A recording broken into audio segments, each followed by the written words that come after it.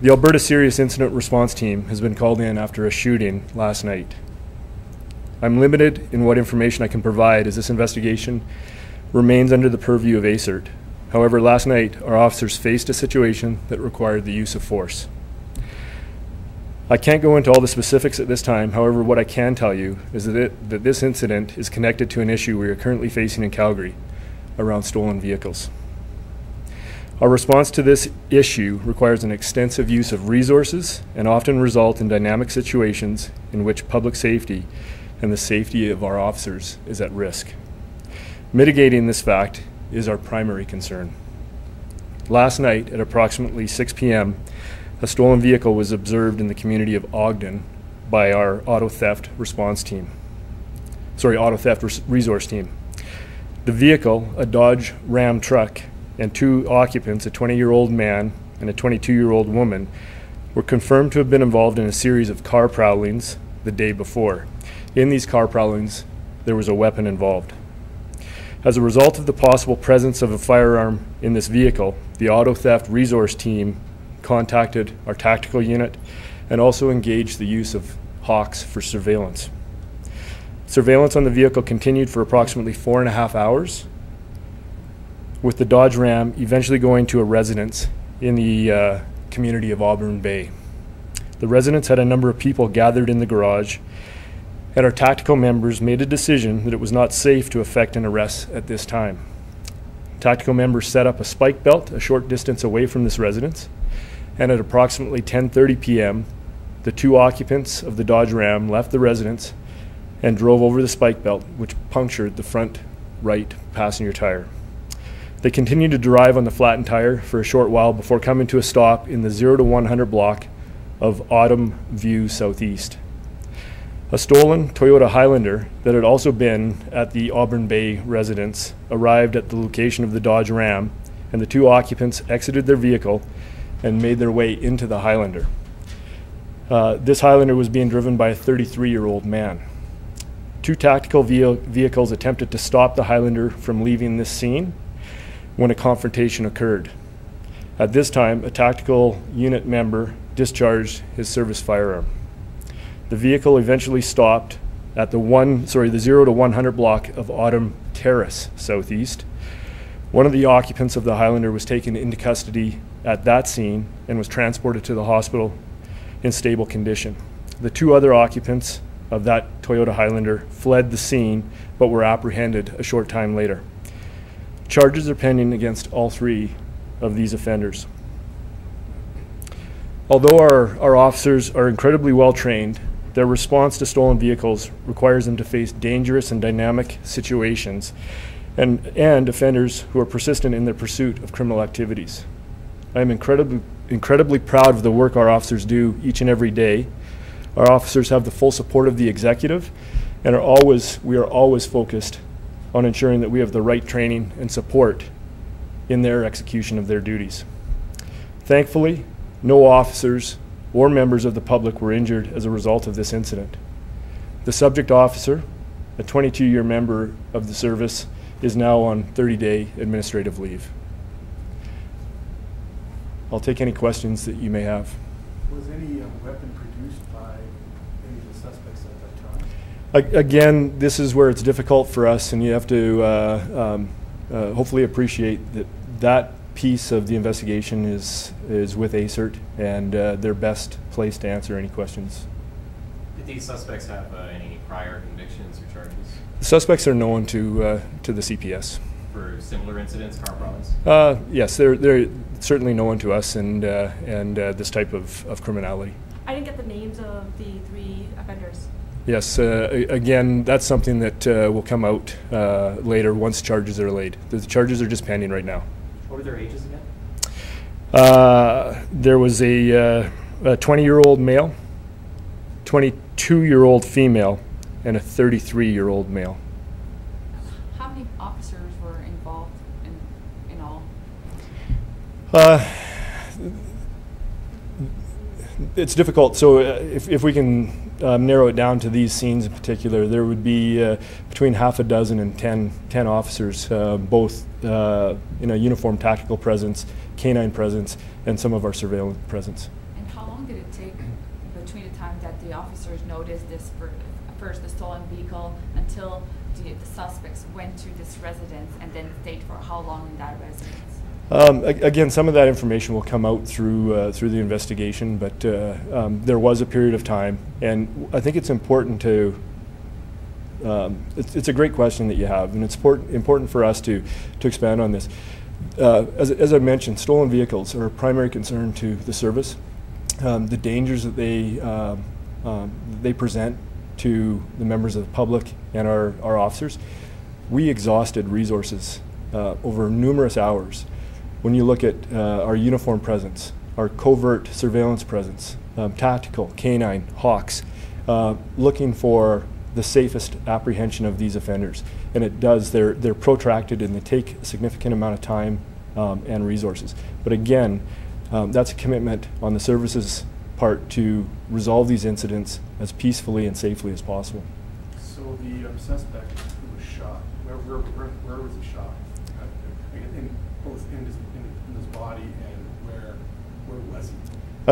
Again, those are pieces of information. I apologize that will have to come out through ASIRT. So Do you know? The pickup truck was the only vehicle that was stolen in this case? No, there was a stolen pickup truck, the Dodge Ram, that was being operated, and there was surveillance. And the initial, when it came to rest, a second stolen Toyota Highlander came into that area. So again, that speaks to the criminality and the commitment of these offenders and what our officers are faced with. It's not, they're not laying down a vehicle, or if a vehicle becomes immobile for various reasons, they're calling in additional stolen vehicles, and the dynamics of that. We have now another vehicle entering that equation. We have another offender entering that equation, and how chaotic that becomes for our officers as these situations rapidly unfold before them. Were any members of the public, have they come into contact with the offenders as this event was ongoing? As I say, the day before, so we're looking, this happened Thursday night. The day before, the original two offenders in the Dodge pickup truck are believed to have committed several other car prowling related offenses, and it's believed a weapon was involved with that. I can't say over the course of between that Wednesday and Thursday evening how many other members of the public they may or may not have come into contact with. We had a piece of that for about 4 hours that we were following those individuals, and at that time, my understanding is no, they were operating the vehicle and then went to that one residence in the community of Auburn Bay. Is there a relationship between any of the suspects, familial or otherwise? To the best of my knowledge, no. But again, those details will come out as the investigation unfolds. Calgary Police Service has introduced very recently less lethal weapons, your R1T launcher, if I'm right. Isn't that something you could have used in that situation, where to not use a firearm? These situations, I'm not going to second guess the officers and how this unfolds when a confrontation like that happens. What I can tell you is the RWIN, our less lethal platform, is used in specific situations, and to the information that I've been provided to this point in time, it wouldn't have been the appropriate use of force tool. Bob, can we talk about the incident on Wednesday morning, which you've alluded to? Was it the same truck that was then found, this Dodge, do you believe, at the in the community of Legacy on Wednesday? Can we talk about that incident, that there was an incident? We're going to have to get you some additional information. I'm not prepared to discuss that at this point in time. Okay. And really, I'd really like to focus on this. Certainly, we can. Is that not connected? Is that? And that's where I'm going exactly. Is okay. Let us provide some additional information and connect some dots, okay. And we can get back on that. Further to that, though, with the stolen vehicles, what are you seeing? Apparently, you have a special crew out. What's happening with stolen vehicles, and why are you kind of on high alert about that? Well, prior to this incident, right. Stolen vehicles have been a primary concern for the service and primary concern for the community for several years now. we are, as an organization, we as a service, we are making strides, making headway in reducing the number of stolen vehicles. That takes a strong commitment and collaboration with the community. There's a lot of preventative pieces that can happen here as well that would prevent a vehicle from ever being stolen. But we've seen over the last 5 years, we've seen certain increases and peaks in the number of stolen vehicles. We also see these vehicles being used for other crimes. So it might not just be a stolen vehicle, which would be a property offense. It becomes a weapons offense, or it becomes used in break and enters, and used in ATM thefts, and you know, the list goes on and on and on. So we're seeing the complexity of what a stolen vehicle on the surface might be is much, much deeper when we dig into it. To answer your question about the resources, we look at this is a concern, and it's not just a patrol concern. It's not just the Bureau of Operations concern. This is a concern across every bureau, every section, every unit of our organization. There's all a piece to play in this, whether it's that prevention, whether it's our officers on patrol, whether it's the investigative pieces, the auto theft resource team. You know, again, it's a team committed to this. Very, very dedicated, committed officers taking significant investigative strides to address this, and looking at these as far as the more prolific offenders of this. And that's what we're seeing. There's varying degrees of auto theft. Somebody can steal a vehicle for a mode of transportation from point A to point B, or they're stealing vehicles to assist in the in their criminality, their further criminality going forward. So there's many different folds and angles that we look at within this issue. Now, I think I'm remembering this correctly, but I think in Justice Whitman's use of force review, there was a pretty big section on officer concerns about these kind of cases with handling carjacking situations. Right. And I was wondering if Calgary Police have made any changes recently to how that process works since the review, or if there are any changes? And another good question. So when we're looking at Chief Justice Whitman's report and the recommendations that come from that, we are working towards those. I can't say that anything from this incident was as a result of recommendations, but we are working to further those recommendations.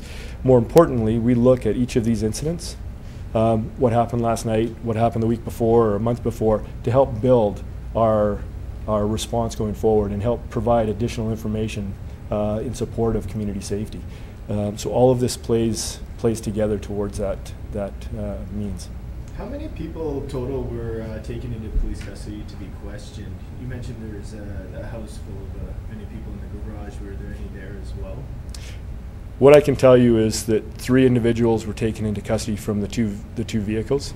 The investigation will obviously play forward with any additional information if there's other associated parties or other individuals.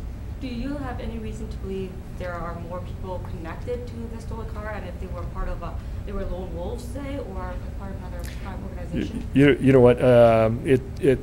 I don't have the information, the background on this specific incident. And again, as the investigation unfolds, we'll see more of that and gain better understanding of that going forward.